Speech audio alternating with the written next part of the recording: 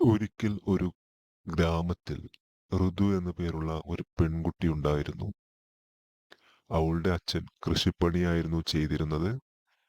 അവൾ ഒരു ദിവസം അവളുടെ അച്ഛനെ സഹായിക്കുന്നതിന് വേണ്ടി വയലിലേക്ക് പോയി.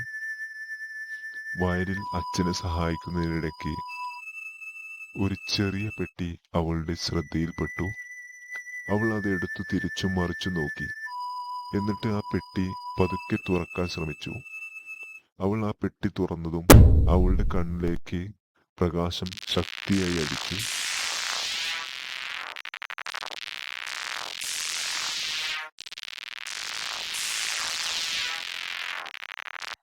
അവൾക്ക് എന്താണ് സംഭവിക്കുന്നതെന്ന് മനസ്സിലായില്ല.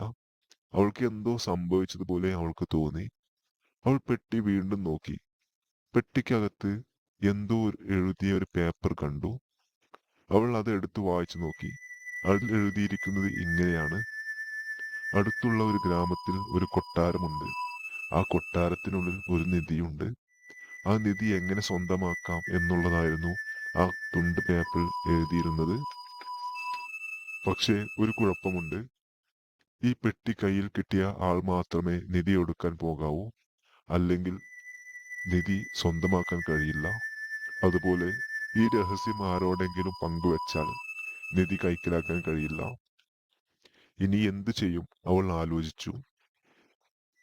എനിക്കൊറ്റയ്ക്ക് ഈ നിധി സ്വന്തമാക്കാൻ കഴിയുമോ? നിധി സ്വന്തമായാൽ അത് തന്റെ അച്ഛന് കൊടുത്ത് അച്ഛന്റെ കഷ്ടപ്പാടെല്ലാം മാറ്റാൻ കഴിയുമെന്ന് അവൾ വിചാരിച്ചു. എന്തും വരട്ടെ എന്ന് തീരുമാനിച്ച് അവൾ അങ്ങനെ നിധി തേടി കൊട്ടാരത്തിലേക്ക് പോയി. കൊട്ടാരത്തിന്റെ മുറ്റത്തെത്തിയതും കാറ്റ് ആഞ്ഞു വീശാൻ തുടങ്ങി.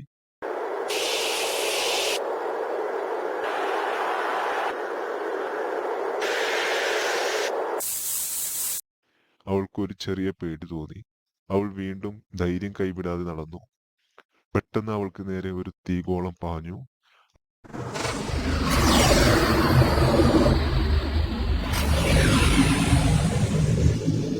അവൾ അത് കൈകൊണ്ട് തട്ടിമാറ്റി.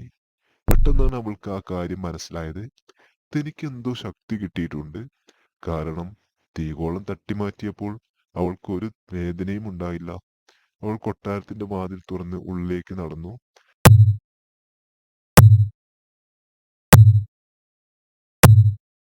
പെട്ടെന്ന് അവൾക്ക് നേരെ ഒരുപാട് അമ്പുകൾ ആഞ്ഞടുത്തു.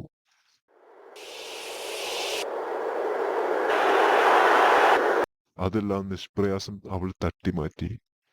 വീണ്ടും മുന്നിലേക്ക് നടന്നപ്പോൾ മുന്നിൽ അതാ മറ്റൊരു വാതിൽ. അവൾ അതും ശക്തിയായി തുറന്ന് ഉള്ളിലേക്ക് പോയി. അതാ അവൾക്ക് നേരെ ഒരു ശക്തനായ കാട്ടാളൻ നടന്നു വരുന്നു.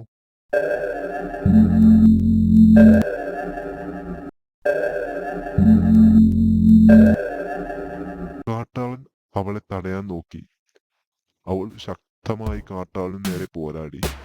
അവസാനം കാട്ടാളനെയും അവൾ തോൽപ്പിച്ചു. അവസാനം ആ റൂമിലിരിക്കുന്ന നിധി എടുത്ത് അവൾ തിരിച്ച് വീട്ടിലേക്ക് നടന്നു. വീട്ടിലെത്തിയ ശേഷം അവൾ നിധി അച്ഛന് കൊടുത്തു. എന്നിട്ട് തനിക്കുണ്ടായ എല്ലാ കാര്യങ്ങളും, നിധി എങ്ങനെയാണ് താൻ സ്വന്തമാക്കിയത് എന്നുള്ളത് അവൾ അച്ഛനോട് പറഞ്ഞു. അച്ഛൻ അത് കേട്ടപ്പോൾ വല്ലാത്ത ഭയം തോന്നി. അച്ഛൻ പറഞ്ഞു, മോൾ ഇനി ഇങ്ങനെ ഒറ്റയ്ക്കൊന്നും പോകരുത്. എന്തെങ്കിലും സംഭവിച്ചാൽ പിന്നെ അച്ഛൻ ആരുണ്ട്? അവൾ സമ്മതിച്ചു. പിന്നീടുള്ള ദിവസങ്ങളിൽ അവരെല്ലാവരും സുഖമായി നിധിയുമായി ജീവിച്ചു.